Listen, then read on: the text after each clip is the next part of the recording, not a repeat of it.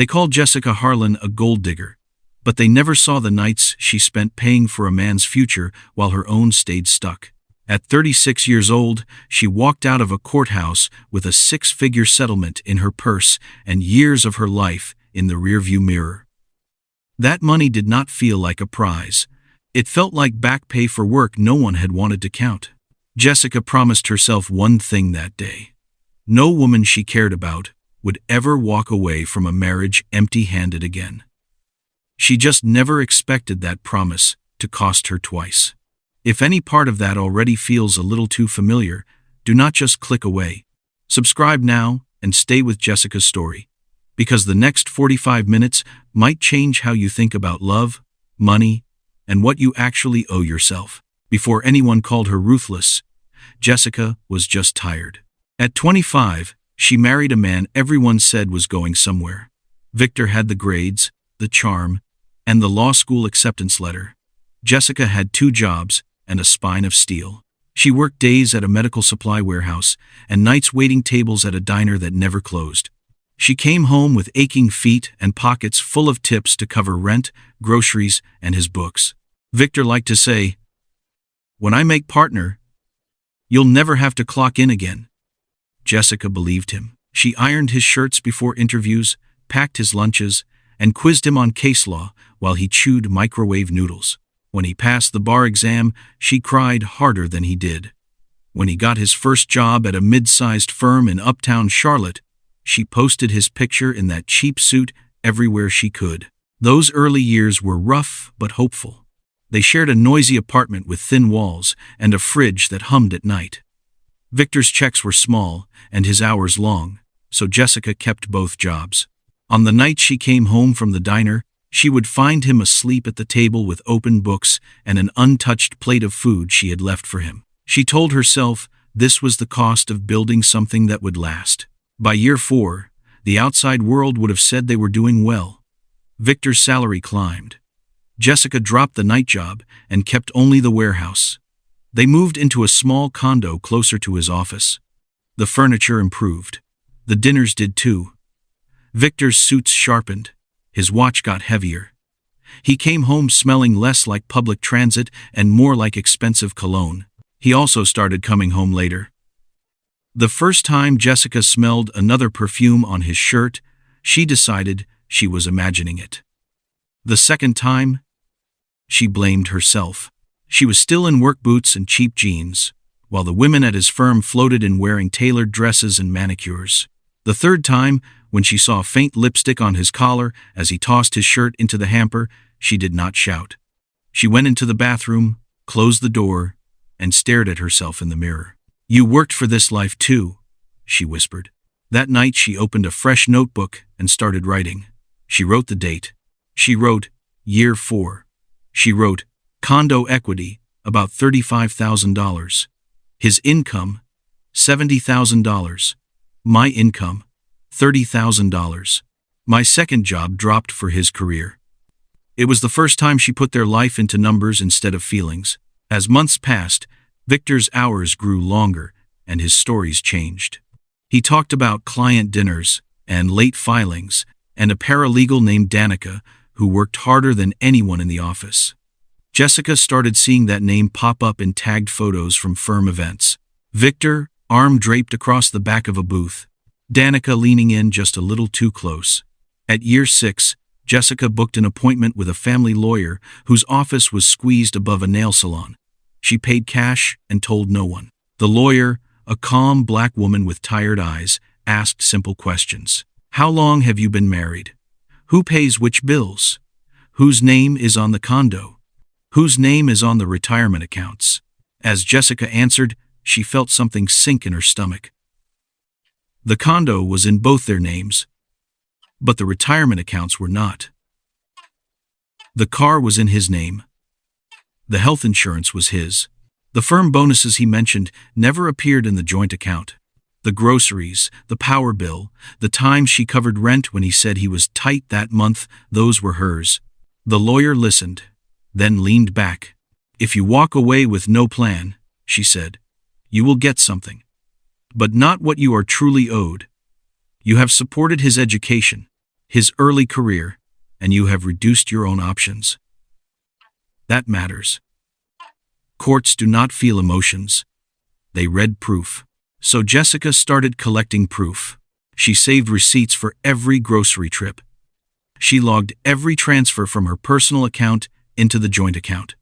She wrote down each time he asked her to cover a bill. She took photos of the condo improvements she paid for.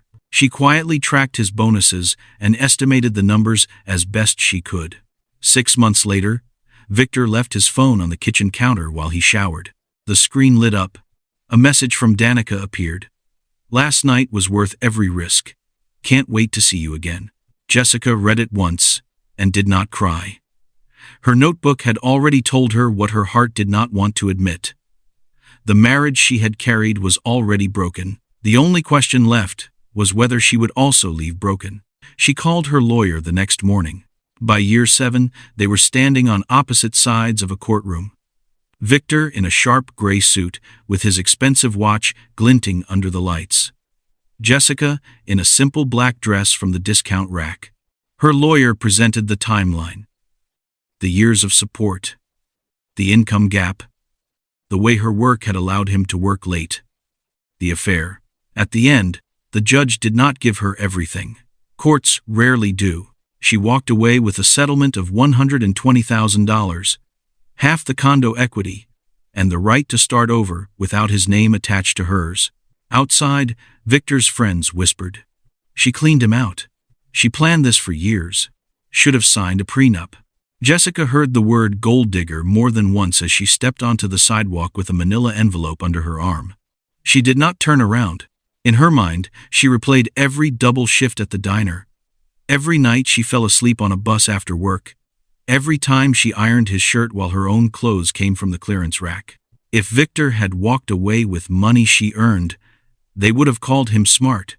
When she did it, they called her calculated. Months later, in her small apartment with secondhand furniture and that settlement money in a savings account, Jessica realized something else. The world gave men permission to protect themselves. It punished women for doing the same. So when her friend Kendra called one afternoon, voice shaking, saying, "Jessica, I do not know how much longer I can pretend my marriage is fine," that old lesson woke up. This time, Jessica decided, she would not let someone she loved stand in front of a judge with nothing but hurt and a story no one could prove. Kendra Harris was 31 years old and looked like the kind of woman people assumed was fine. She taught yoga part-time at a small studio, posted peaceful photos in leggings and loose tops, and smiled easily in pictures with her husband. But when she showed up at Jessica's apartment one Wednesday night, she looked as if someone had dimmed her from the inside. She brought cheap takeout and a spiral notebook. "You said to come ready," she said, trying to smile. "So I came ready." They sat at Jessica's small kitchen table. The apartment was plain but tidy. A thrift store table, mismatched chairs, and a plant on the windowsill that refused to die. Outside, Charlotte hummed softly. "Tell me about him," Jessica said. "Tell me about Marcus." Kendra took a breath. "He is not a bad man. He works as a marketing manager at a healthcare company. Makes about $92,000 a year. We bought a townhouse in a quiet neighborhood. 2 bedrooms. Small yard. We split most of the bills down the middle." "That sounds fair," Jessica said. "Why are you calling me crying instead of someone else?" "Because I feel like an employee in my own house," Kendra replied. "He comes home, eats what I cook, watches TV, scrolls his phone, and goes to bed. If I ask him to talk, he sighs. If I say I feel lonely, he says I should be grateful we are comfortable." "And your work?" Jessica asked. Kendra looked down at her notebook. "I teach yoga 15 to 20 hours a week. I make about $25,000 a year. I pay for groceries, my car, my student loan. When classes are slow, he covers more of the mortgage and reminds me he is carrying most of the load. He says, I am lucky I get to do something I love." "Do you feel lucky?" Jessica asked quietly. "Some days," Kendra said. "Most days, I feel small. Like my whole life depends on him staying in the mood to provide." Jessica nodded slowly. "Open your notebook." Kendra flipped it open and picked up her pen. Write down what you know, Jessica said. Year by year, his income, your income, the house, any retirement, any investments, Kendra wrote, speaking as she went. Year 1, Marcus, 82,000, me, 18,000. Year 2, Marcus, 88, me, 22. Year 3, Marcus, 90, me, 24. Year 4, Marcus, 92, me, 25. Townhouse mortgage, around 310,000. Equity, maybe 40,000. His 401k, he said, is around 90,000. He has some investment account he started before we got married. He never says how much is in it. Jessica watched her hand tremble slightly on the page.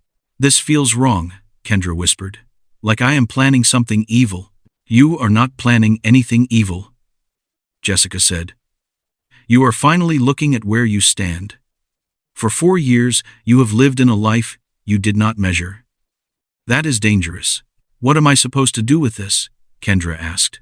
First, Jessica said, stop telling yourself you would be a monster for leaving with something. Second, learn what that something could be. She explained what she had learned in her own case. How judges looked at the length of a marriage, who had supported whom, and who had given up opportunities. How the 5-year mark could change how a court viewed support in their state. How the gap between Marcus's 92,000 and Kendra's 25 was not a small detail. You have been married 4 years and 7 months, Jessica said. In this state, 5 years matters. Cross that line, and the court is more likely to see this as a longer-term partnership, not just a short experiment. So I should just wait and suffer? Kendra asked. Not suffer, Jessica said. Pay attention. Plan. You do not have to decide today that you are leaving, but you need to know that if you walk, you are not stepping into the street with nothing but your car and a yoga mat. Over the next hour, they broke things into steps. Keep your receipts, Jessica said. Groceries, utilities, whatever you pay. Take pictures and save them in a private folder. Start a simple log. Date, amount, what it was for. That sounds like so much work, Kendra said. You already do the work, Jessica replied. This is just writing it down. What about his accounts? Kendra asked. Ask in a curious, not accusatory way, Jessica said. Questions like, how is your retirement doing? Or, did the company increase the 401k match? Or, how is that investment account you mentioned? You are his wife. You are allowed to know. Kendra nodded slowly, but her eyes were wet. He hates talking about money. He says it stresses him. When I asked about his 401k last month, he acted like I accused him of stealing. Yet he reminds you what he pays whenever it helps him, Jessica said. That is not an accident. And if you're sitting there doing the math on your own life while you listen, you are exactly who this is for. Tap like so, more people hear it. Subscribe if you have not yet. And drop a comment. Would you ever quietly plan your exit the way Jessica tells Kendra to? They met again 2 weeks later at a coffee shop. This time Kendra slid into the booth with her notebook already open. I did what you said, she said. I tracked. I asked. How did it go? Jessica asked. He said his 401k is around 90,000, Kendra replied. He said his investment account is about 43,000. He looked annoyed. I was asking. But he told me. Write those numbers, Jessica said. 90,000. 43,000. Estimate 40,000 in equity. That is over 170,000 in assets connected to your marriage. One way or another. Kendra wrote the numbers and stared at them. I never thought about it like that. It always felt like his money and our bills. That is how a lot of women think, Jessica said. Men call it providing. Courts call it marital assets. Do you think I am turning into a bad person? Kendra asked quietly. Jessica shook her head. I think you are waking up. You can still choose what to do with that awareness. The third meeting brought them to Denise, the lawyer who had helped Jessica before. They sat around a small table in a quiet restaurant.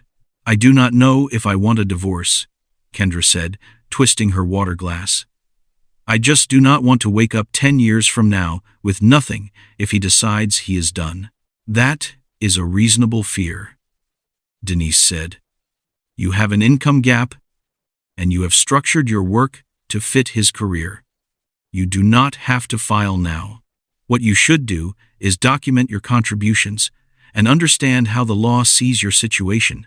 She explained that if they separated after the 5-year mark, especially with such an income gap, there was a strong chance Kendra would qualify for some support, at least for a period. She also warned that any decision would depend on timing and the income at the moment of separation. On the way back to the townhouse, Kendra sat in Jessica's passenger seat staring out the window. I feel like I am living 2 lives, she said. In one, I cook, clean, and pose for photos like a happy wife. In the other, I am quietly counting months and saving receipts. That is how I felt before I left Victor, Jessica said. One life everyone could see. One life only my lawyer knew about. Did you feel guilty? Kendra asked. I felt like someone who refused to start from zero again, Jessica answered. Fear will make you quiet. Knowledge lets you choose. Kendra hugged her in the driveway. Thank you, she said. I still do not know what I will do, but for the first time, I do not feel crazy. 2 weeks later, Kendra called in the middle of the afternoon. Her voice shook. Jessica, he came home early, she said. Marcus. He said he got fired. Whole department cut. He wants to sell the house, drain his investments, live on my yoga money, until he finds something else. Jessica stood frozen in her kitchen. Tell me exactly what he said, she replied. Because she knew, in that moment, that all of their careful planning was about to be tested in a way neither of them had imagined. He walked in at 3 o'clock, Kendra whispered over the phone. He never comes home that early. Jessica balanced the phone between her ear and shoulder and reached for a pen. Start at the beginning, she said, slowly. I was in the living room, stretching after class, Kendra said. He came in with his briefcase, dropped it like it weighed 100 pounds, and sat on the couch. He looked defeated. I asked if he was okay. He said, we need to talk. Jessica wrote, we need to talk, on a napkin, out of habit. What next? She asked. He said they called him into HR, Kendra continued. Said the company was downsizing, and his entire department was eliminated. He said, I am out. Effective immediately. His voice sounded rough, like he had been crying, but his eyes were dry. Jessica closed her eyes briefly. Did he give numbers? Yes, Kendra said. He said he has maybe 3 months of severance, about $23,000 before taxes. After that, we are living on my income from yoga, and whatever unemployment he gets. He talked about selling the townhouse, said we might need to drain his investment account to survive until he finds another job. Jessica could almost see the scene. The tidy living room, the stunned wife, the husband delivering a practiced speech. What did you say? Jessica asked. At first, nothing, Kendra admitted. My mind went blank. Then I said, you got fired? After 6 years? He nodded and kept watching my face. When he mentioned selling the house and draining investments, something in me locked up. I told him I needed to process, that I wanted to call you. He said he understood. He went to the study. I grabbed my phone and came upstairs. Jessica leaned against her counter. How did he look when you said you were calling me? Almost interested, Kendra said. Like he wanted to see what I would do next. Okay, Jessica said, keeping her voice steady. Here is what we know. If he really lost his job and you separate now, support will be based on his lower income or unemployment. That hurts you financially. If you stay and he finds another high-paying job before separation, your case is stronger, but you have to live with this uncertainty. Kendra was quiet for a long moment. What if he is lying? She asked softly. The question hung between them. Why would he lie about something that big? Jessica asked. I do not know, Kendra answered. But when he said it, his eyes were on me the whole time. It felt like he was watching for something, not just telling me bad news. Could he suspect anything? Jessica asked. We have been tense, Kendra said. He has noticed me asking more about money. He knows I moved some clothes to the guest room. He has seen me leaving more for networking nights. Maybe he thinks something is going on. Jessica thought about her own careful planning with Victor, and how thin the line was between being prepared and being paranoid. Here is what you do tonight, Jessica said. You listen. You ask normal questions. You do not talk about lawyers, alimony, or leaving. You do not say anything you do not want repeated in court. Tomorrow, call Denise. Ask her how a sudden job loss affects everything we have discussed. Kendra exhaled slowly. Okay, I can do that. Do not panic, Jessica added. Panic makes mistakes. Pay attention. His actions now will show you more than his words. They hung up. That night, Jessica tried to distract herself. She cooked a simple dinner. She washed dishes. She scrolled through her phone. None of it stuck. Every time she closed her eyes, she saw Macus sitting on that couch, talking about selling the house and draining accounts, eyes focused more on Kendra's reaction than on his own supposed misfortune. Around 9, her phone rang again. He is not fired, Kendra said, voice flat. Jessica straightened. What? He called me during my break between evening classes, Kendra said. He said, You heard from the sheriff yet? I asked what he meant. He said, Those were divorce papers. Kendra. From me. Then, he told me he had never lost his job. That, he made the whole story up. Jessica felt a cold anger rise. He admitted it? She asked. He said he suspected I was staying for the 5-year mark, Kendra replied. He said he wanted to see how I would react if the money vanished. He said he recorded our conversation. He heard me talking to you upstairs. He has the audio, Jessica. Every word about waiting, about alimony, about me feeling like I stopped loving him, but stayed anyway. Jessica closed her eyes. So that was his test, she said. He created a fake crisis and recorded your response. Yes, Kendra said. He said his lawyer already has the recording. He filed first. He moved half our joint savings into an account in his name only. He is offering a settlement with no support. Just a split of the house. The line was quiet for a moment. Jessica, Kendra whispered, everything we talked about is now evidence against me. If that fake firing and secret recording just made your stomach drop, you are not alone. Hit the like button so this reaches someone who needs the warning, and tell the truth in the comments. Whose move felt worse to you? Kendra's planning or Macus's test? When Jessica stepped into Kendra's townhouse the next day, the place looked exactly the same, but the air felt different. There was a manila envelope on the coffee table and a weight in the room that had not been there before. Kendra sat curled at one end of the couch, wearing a faded sweatshirt and leggings. Hair pulled into a loose bun.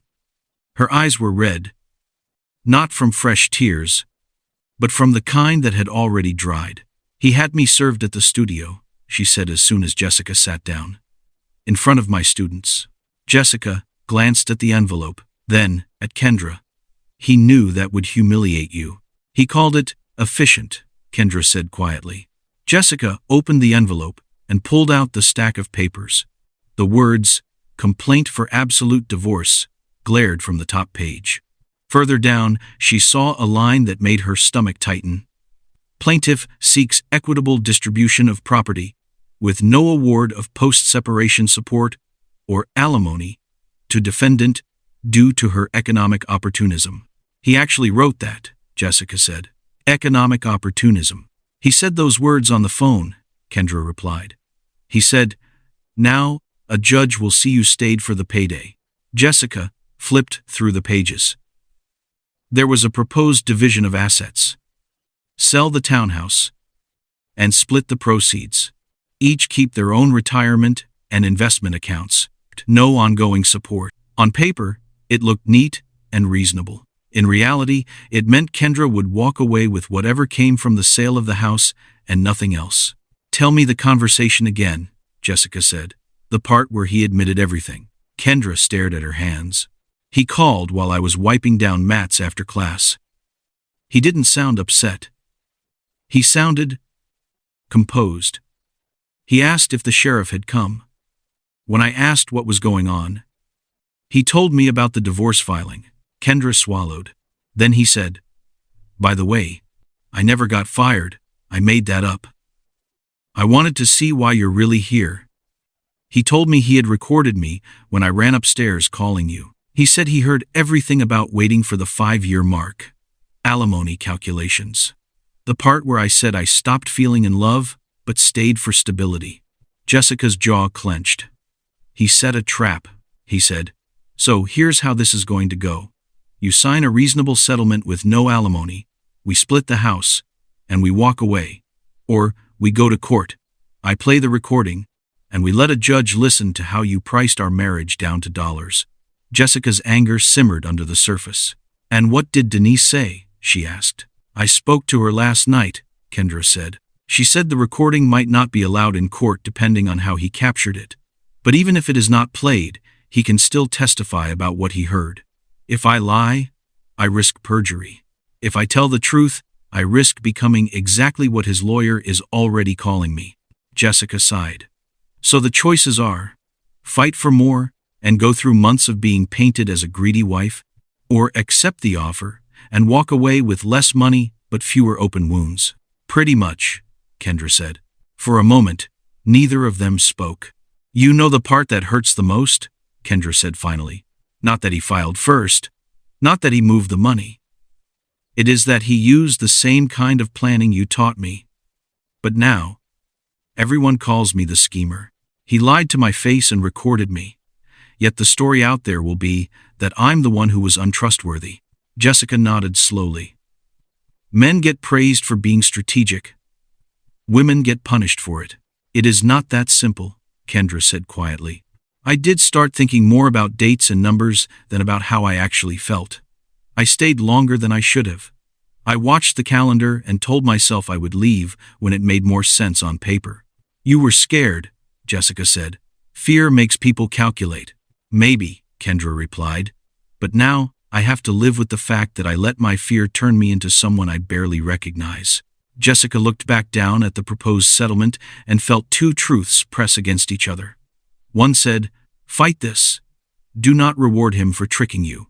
The other said, "Every month spent fighting is another month tied to a man who staged a test instead of speaking plainly." "You do not owe anyone a performance in a courtroom," Jessica said. "You owe yourself a life you can live with." Kendra nodded slowly. "Denise asked me the same thing you are asking now," she said. "What is your peace worth?" Jessica leaned back against the couch. "Whatever you decide, remember this. You are not the villain just because you thought about money. You gave years of your life.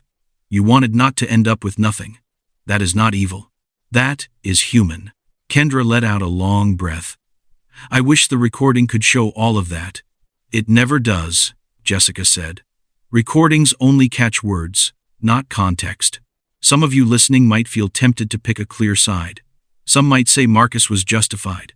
Some might say Kendra got what she deserved. Just remember what actually happened. A husband staged a fake crisis and recorded his wife. A wife responded with fear and calculations she had never been taught to make before. The truth sits somewhere between those extremes. Ask yourself honestly, if a man documented his contributions and timed his exit, would you call him a schemer, or would you call him prepared?" For several days after that conversation, Jessica heard nothing. She tried not to take it personally. She knew what it felt like to retreat into silence while your life shifted around you. She went to work, cooked simple meals, and tried to push images of Kendra's haunted face out of her mind. On the fourth evening, her phone finally buzzed. "Kendra, can you talk?" Jessica called right away. "I met with Denise again," Kendra said. Her voice sounded steady, but there was a tiredness beneath it. "We went through the papers. We talked about the recording. We talked about what a fight would look like." "And?" Jessica asked. "And she said I could push," Kendra replied. "She said we could argue that I deserve at least some limited support for a year or two, given the income gap. She said we could challenge the use of the recording. She said we might win more money. But," Jessica prompted, "but she also said this would not be a clean fight. Kendra said. She said, "The judge is human." That, my own words, even if the audio is not played, could shape how they see me. She asked me how many more months I want to spend sitting in hearings. Listening to Macus tell everyone I stayed with him for a payout. Jessica listened to the quiet on the line. "So what did you decide?" she asked. "I am signing," Kendra said. "I told Denise to accept the division of the house and to drop any claim for support. I will take whatever comes from the sale. I will keep my car. I will start over." Jessica closed her eyes for a moment. "That will not be much," she said softly. "It might be 17,000, maybe a bit more." "I know," Kendra said, "but I have to stop measuring everything in dollars. If I fight for every cent, I tie myself to him for another year or more. If I take this and go, at least the story becomes something I can end." "What did he say when he found out?" Jessica asked. "He looked surprised," Kendra said, "like he wanted the battle. Like he had prepared for war, and I refused to show up. He said, 'You are making the right choice.' I told him, 'I am making my choice. You do not get credit for that.'" Despite herself, Jessica smiled. "Do you regret learning everything?" Jessica asked quietly. "The laws, the numbers, the way courts look at these things? I do not regret knowing," Kendra said. "I regret how I let fear use that knowledge. I started to see my marriage as a contract to cash out of, instead of a life to fix or leave. That is on me, not on you." The words stung and comforted at the same time. "I never wanted to turn you into someone cold," Jessica said. "You did not," Kendra replied. "You handed me a flashlight. I chose where to point it." They spoke about the small apartment Kendra had found, the extra classes she had already agreed to teach, and the quiet sense of relief she felt knowing there was an end date to the tension.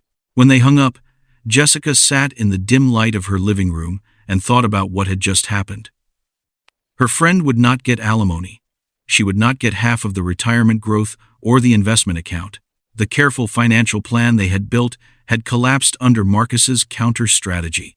But Kendra would also not stand in a courtroom having her motives dissected by strangers. She would not spend another year reading legal letters with her name framed as defendant.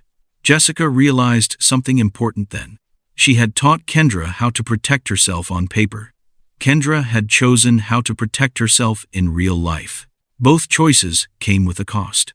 Watching this, you probably already picked a side: team, take the money, or team, take your peace. Subscribe if you want more stories that do not shy away from these ugly choices, and type in the comments, would you have fought in court or walked with what he offered? Jessica thought the story had reached its end when Kendra's divorce was finalized. She was wrong. 2 months after Kendra moved out of the townhouse, Jessica was standing in her kitchen stirring a pot of soup when her phone rang. The number on the screen was unfamiliar, but the area code made her stomach tighten. "Miss Harlan?" a male voice asked when she answered. "Yes," she said carefully. "This is Attorney Roland Tate," the voice replied. "I represent your ex-husband, Victor Lewis. We need to discuss a motion he has filed regarding your prior divorce settlement." Jessica leaned against the counter. "That was settled years ago," she said. "What is there to discuss?" "There is new information," he replied. "Your text messages with a woman named Kendra Harris have come to light. They contain statements that suggest you may have misrepresented your intentions during your original proceedings. Mr. Lewis is seeking to reopen the settlement." Jessica's grip on the phone tightened. "My text with a friend?" "Yes, Miss Harlan," he said calmly. "Specifically, messages where you describe playing the long game, timing your filing, and maximizing what you would receive. We believe this supports our claim that you misled the court about your intentions at the time." She remembered those texts now. Late-night conversations with Kendra, where she had explained exactly how she had kept quiet for months while building her case. At the time, it had felt like sharing survival, not a confession. "How much is he trying to take?" she asked. though she already feared the answer. Mr. Lewis is asking for the return of approximately $80,000, Roland said. We will, of course, address this formally in court. I suggest you contact your attorney. After the call ended, Jessica stood in the silence of her small apartment, the pot of soup forgotten on the stove. She had always known Victor was bitter about the settlement. She had not expected him to reach back into her life with a lawyer and a fresh claim. She certainly had not expected Kendra's situation to be the spark that gave him new ammunition. The next day, Jessica met with Denise again. The lawyer scrolled through the printed text messages, her expression tight. These look bad in isolation, Denise said. You talk openly about planning to leave, while still acting like you wanted reconciliation. You give detailed advice on timing and asset division. Victor's attorney will argue that you misled the court. Did I commit fraud? Jessica asked. In my opinion, no, Denise said. You gathered information and waited until you were ready to file. That is not illegal. But judges are human. The wording can influence how they view your credibility. We will need to fight carefully. Jessica nodded, feeling the weight settle on her shoulders. So I might have to give some of it back. It is possible, Denise said. We will argue that the original settlement was fair based on your contributions and the facts of the marriage. We will emphasize the years of support, the affair, and your reduced earning potential. But we should prepare for a partial clawback. At home that night, Jessica sat at her kitchen table with her own notebook open. She wrote new numbers. Possible loss of $40,000. Court costs. Reduced cushion. She also wrote, would I do it again? She stared at the question for a long time. I would, she whispered. Not because she enjoyed being in court. Not because she liked being called names. But because she knew, deep down, that if she had not documented her contributions, Victor would have walked away with everything and she would have started from nothing. Now that same instinct, to protect herself, was being held up as evidence against her. Some of you might call that karma. Maybe it is. Or maybe it is a system that does not know what to do with women who refuse to be quiet in the background. Either way, Jessica now stood on the edge of another legal fight, paying the price for lessons she still believed other women needed to hear. The meeting with Macus happened on a gray afternoon in a small cafe downtown. Jessica suggested the location. Neutral ground with soft music and the hum of espresso machines to hide the edge in their voices. Macus arrived in a crisp shirt and dark slacks, work badge still clipped to his belt. He greeted her politely and sat across from her, resting his hands around a mug of black coffee. You wanted to talk, he said. Yes, Jessica replied. I wanted to hear from you directly. No lawyers, just us. He nodded once. Fair. They sat in silence for a moment, watching the rain streak down the window beside them. You played that test like a professional, Jessica said finally. Fake firing. Recording. Filing first. Moving money. You hit every step. Macus did not flinch. I protected myself, he said. You, of all people, should understand that. Do you? She asked. Understand why she was planning it all? He sipped his coffee before answering. I understand that my wife was counting the days to the 5-year mark, keeping track of my salary, and asking about my 401k in ways she never had before. I understand she told you she stopped loving me, but stayed, because she felt she was owed for her time. Jessica held his gaze. Did you ever ask yourself why she felt that way? I know I was not perfect, Macus said. I know I got comfortable. But I did not cheat. I did not lie about my job. I paid most of the bills, encouraged her to teach, and thought we were building something. Finding out she was treating it like a timed investment made me feel like a paycheck, not a partner. So your answer was to lie about losing your job and record her, Jessica said. You say you wanted the truth, but you built a trap. That is not a conversation. That is a setup. He leaned forward slightly. If I had confronted her, what do you think would have happened? She would have denied it. You would have told her to say, it was just venting. The recording showed me who she really was when she thought the money was at risk. She was scared, Jessica replied. Scared of ending up with nothing after years of building a life with you. You cannot pretend that fear is unreasonable. Fear does not excuse using someone, Macus said. I heard her say she checked out a year ago. I heard her count my accounts. That hurts. Jessica thought of Victor and his quiet betrayals, of the way her own notebooks had seen the worst before she walked out. Do you think she never hurt? Jessica asked softly. Do you think those nights, when you sat in front of the TV, ignoring her, did not leave scars? He looked away, out the rain-streaked window. I am not saying I was perfect, he said. But planning to leave for a bigger payout crossed a line for me. You planned too, Jessica said. You moved half the savings. You rushed to your lawyer. You chose the way she was served. Why is your planning acceptable and hers unforgivable? Because my planning started after I discovered hers, Macus said. I reacted to betrayal. From where she stands, you betrayed her as well, Jessica replied. You faked vulnerability and used her reaction as evidence. That is its own kind of cruelty. He sat back, silent. I am not here to convert you, Jessica said. You have your story. You get to keep it. I just want you to understand that, from the outside, this is not as black and white as you think. You are not the hero. She is not the cartoon villain. You both made choices inside a system that trains men to protect their assets and tells women to be grateful for scraps. Macus looked tired now. What do you want from me, Jessica? He asked.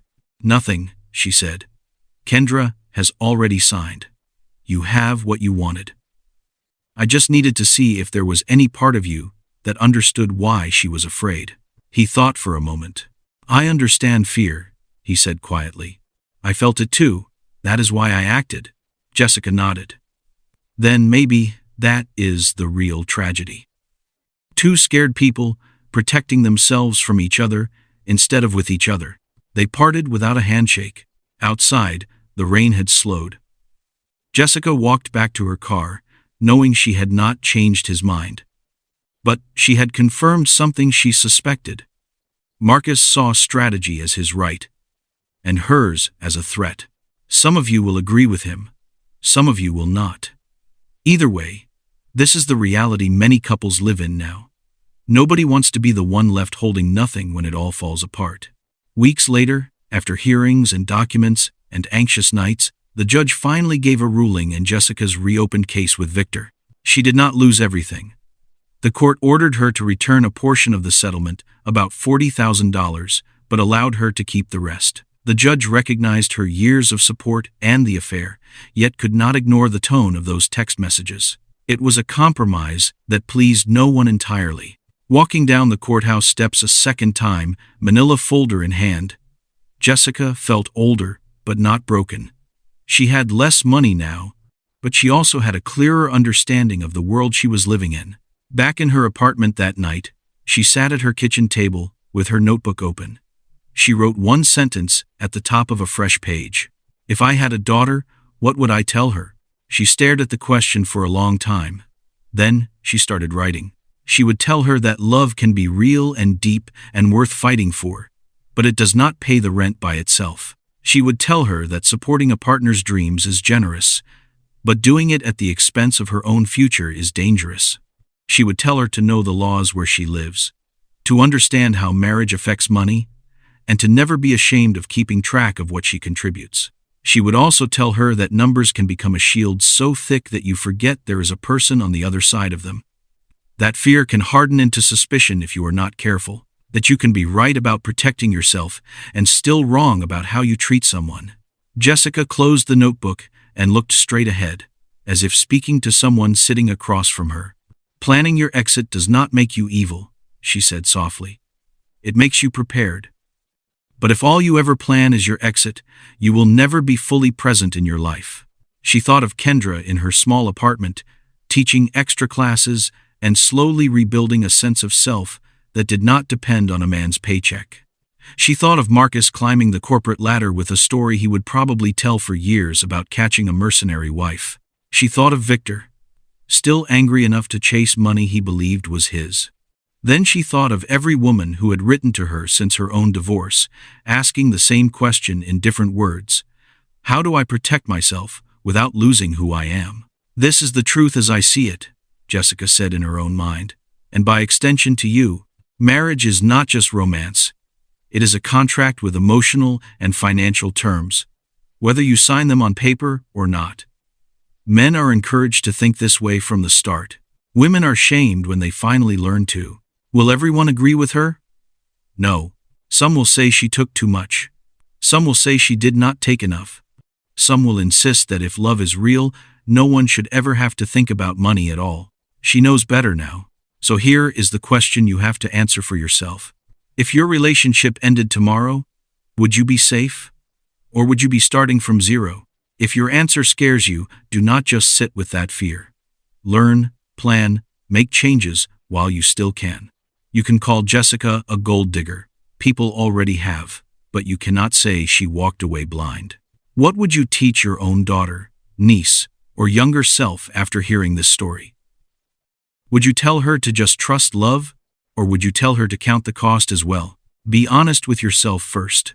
If this story made you rethink how love and money really work, do not just scroll to the next thing. Hit subscribe, turn on notifications, and share this with at least one woman you care about. Then, go to the comments and answer one question honestly. If it ended tomorrow, would you be safe or starting from zero?